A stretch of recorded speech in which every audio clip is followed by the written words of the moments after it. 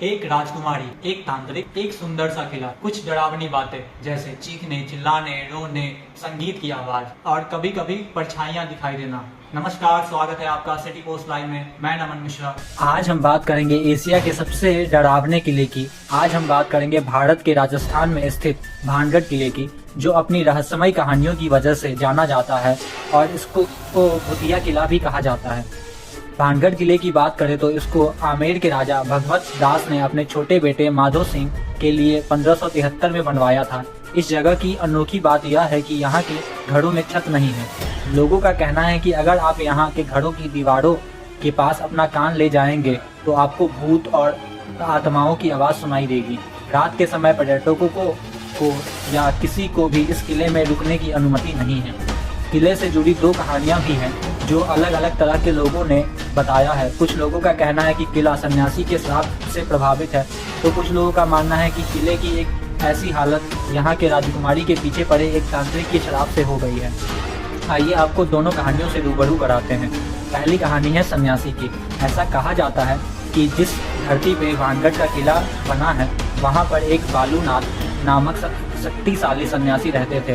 किले का निर्माण करने से पहले भगवत दास ने सन्यासी से अनुमति ली और सन्यासी ने एक शर्त रखी कि कभी भी किले की इतनी ऊंचाई नहीं होनी चाहिए कि किले की छाया सन्यासी के घर पे पड़े, अन्यथा की स्थिति में बड़ी दुर्घटना हो सकती है।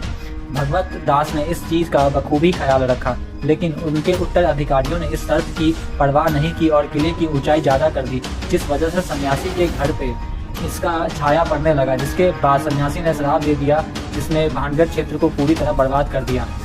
दूसरी कहानी, एक कहानी ये भी है कि किले में रत्नावती नाम की एक सुंदर राजकुमारी रहती थी, जिसकी उम्र 18 वर्ष थी। राजकुमारी इतनी सुंदर और मनमोहक थी कि हर तरफ उसके चर्चे थे और अक्सर उसके लिए राजघरानों से रिश्ते आते रहते थे। लेकिन भानगढ़ राजघराने को कोई भी रिश्ता पसंद नहीं आता। एक बार एक तांत्रिक की नज़र राजकुमारी पर पड़ी और तांत्रिक राजकुमारी को अपने वश में करना चाहता था।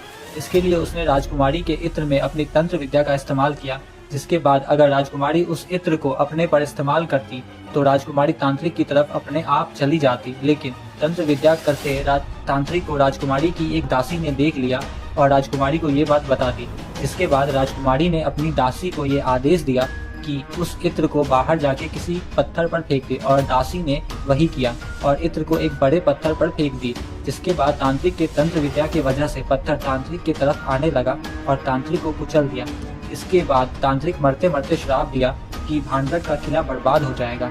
तांत्रिक के मरने के कुछ महीने बाद ही भानगढ़ और अजबगढ़ राज्य के बीच युद्ध हो गया, जिसमें भानगढ़ की बुरी तरह हार हुई और साथ ही भानगढ़ राज्य का एक भी इंसान नहीं बचा और इसी युद्ध में राजकुमारी की भी जान ले ली गई। ऐसा कहा जाता है कि इस युद्ध के बाद ही किले से अजीब अजीब आवाजें आने लगी और लोग किले के पास रहना बंद कर दिए और भारत सरकार भी इस किले में सूर्य निकलने से पहले या सूर्य अस्त होने के बाद किले के अंदर किसी को जाने की अनुमति नहीं दे।